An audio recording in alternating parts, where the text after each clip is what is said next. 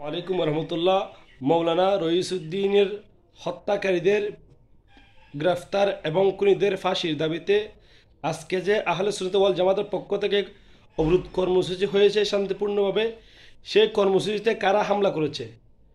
স্বৈরাচার বাহিনী, সেই পুলিশ বাহিনী এবং জামাত শিবির সাথে ছিল বলে আপনারা ভিডিওতে ভালো করে শুনুন। আমরা পুলিশের পাশাপাশি বাংলাদেশ জামাত ইসলাম রুখে দাঁড়াইছি, বাংলাদেশ জামাত ইসলাম রুখে দাঁড়াইছি, ইনশাআল্লাহ রুখে দাঁড়াবো। নারায়ণ তাকবীর, আল্লাহু আকবার।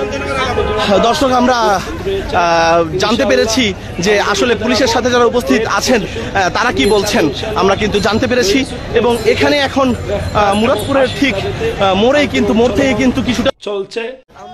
এখন আর গরম বসে থাকলে হবে না, এখন তার প্রতি উত্তরে আর লাঠি ছাড়া মাঠে নামলে হবে না।